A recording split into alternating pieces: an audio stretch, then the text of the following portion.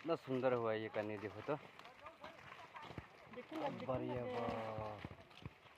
ये लोकेशन जो है ये तफागम का संगम के करीब, तफागम का ऊपर हैडल के ऊपर है, संगम के बीच में।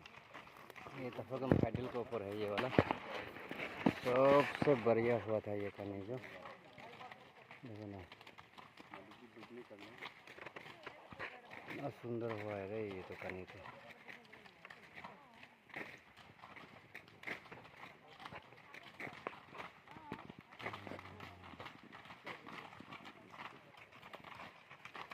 बहुत बढ़िया हुआ ये है नज़ारा, ऐसे करके।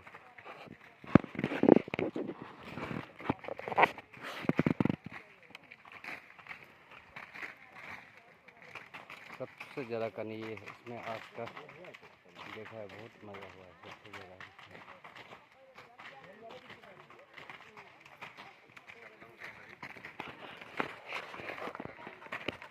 क्या करें, उपाय नहीं।